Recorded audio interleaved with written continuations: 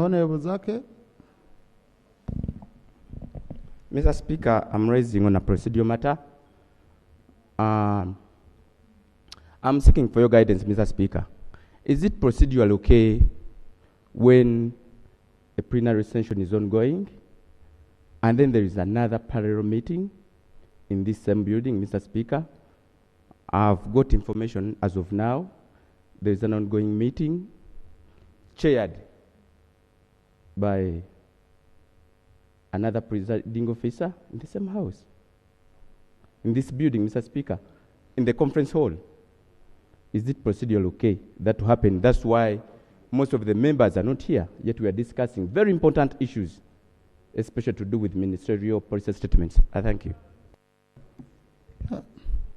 Colleagues, in our rules, we don't have two presiding officers. The one who is seated here is the presiding officer. That's number one.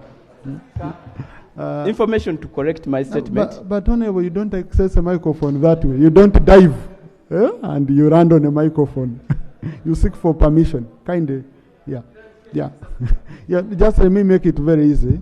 Yeah. Really, I don't know what, I'm not privy to what is going on. No, Honorable colleagues. But also, I must tell you that usually we have issues which are beyond plenary. Okay? And on several occasions, when one of us is chairing, the other one can be handling issues as long as they are related to the running of this house. So that's normal. We usually do it, and we work together on the same. Okay? So there is no, I don't think there is any other meeting that is going on aimed at frustrating plenary. And even I have some committees which are meeting now. So I cannot stop meetings from going on. Just let's,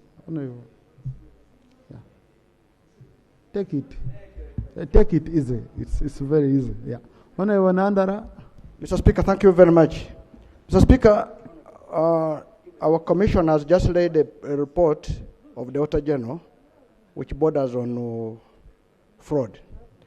Wouldn't it be procedure right that we as a house move together, that we have adopted this report, and we hereby ask the CID to carry out investigation and report back? Because right now, this is the house which is the owner of the report, and it would be wanted to move very well so that everybody knows the house agreed in totality that CID takes over, other than going through another committee, and this is constituted as a committee of the whole house. If it's agreed, I could move. Honorable, I weighed all those options. Okay, yes, I weighed all those options, and I found what is very critical is, number one, that for the CID to look into it. We are not saying go and implement. We are just saying look through this. If you find indeed what the Auditor General has discovered borders on criminality, you go ahead and you take charge together with the DPP. It's their option. So that's why I felt that first adopting it here, now that would be a resolution of Parliament. But now, what we are doing, we are getting the report without our resolution. We are saying the Auditor General found this, kind of look into it. We don't need to make a resolution on it. Speaker, I'm not here against your ruling, because this report, there's nothing which bars any other office of government, like Auditor General, rather, like CID, like the IGG, to handle it. Now, since it has been laid in the House, we wanted to, as far as Parliament is concerned, let now CID take up this matter.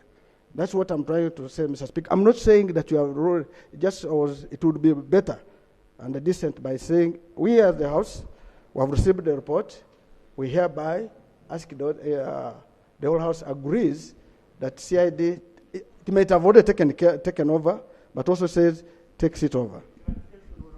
Yes, my brother. Honorable Nwagaba. Yes, thank you for giving way. You know, under our rules, the presiding officer has wide discretion. And if you fetter a discretion like this one, when he has looked at the report and finds it fitting to send directly to CID, and you want the House to first adopt it without the House looking at it critically, don't you think that would clog the business of the House unnecessarily? Why don't you allow the decision of the Speaker, which has already made and taken, to take precedence, and then the House will be briefed by the respective minister at an appropriate time? Thank you. Honorable colleagues. Okay, I agree, Mr. Speaker. If that's what you want us to, let us take it that way. Thank you. And you remember that's how we also handled the one of cooperatives.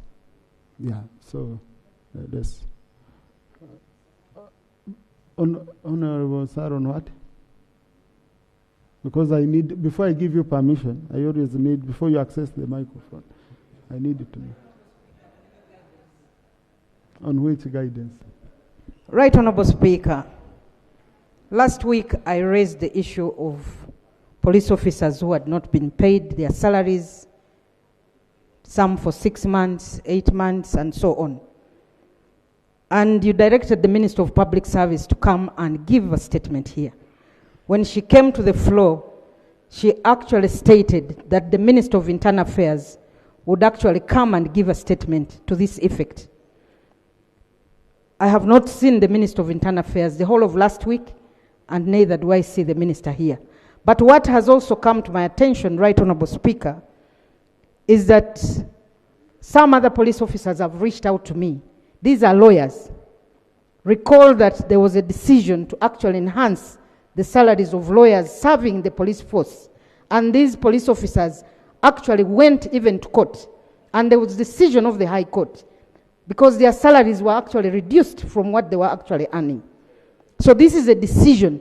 I can lay that the decision of the High Court is on my phone. You want me to lay it?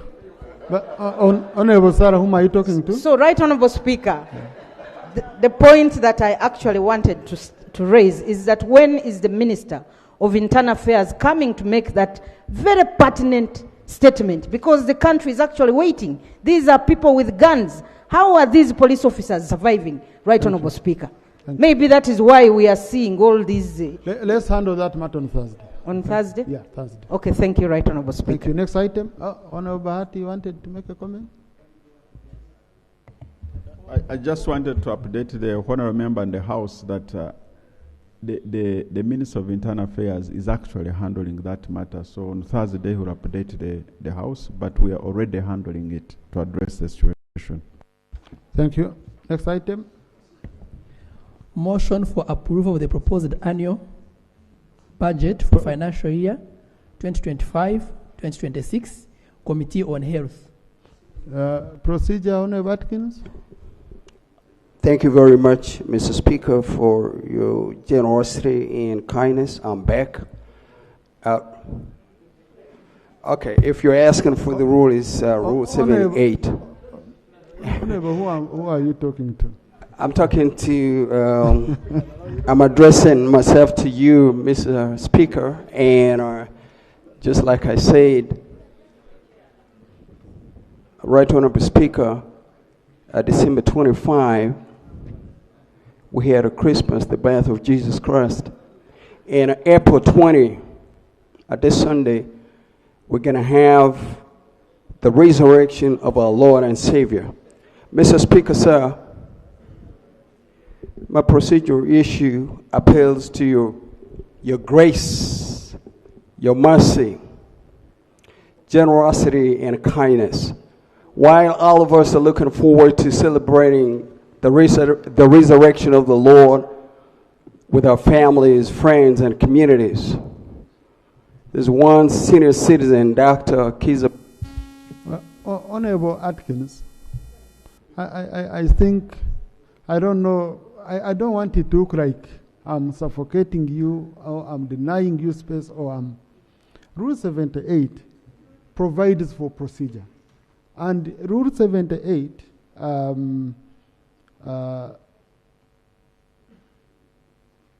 78(4), where a member interrupts the debate on a point of procedure, the member shall state the rule of procedure he or she deems to have been breached by the member holding the floor, or the procedure matter he or she wishes to be ruled upon before subjecting the member to the speaker's ruling.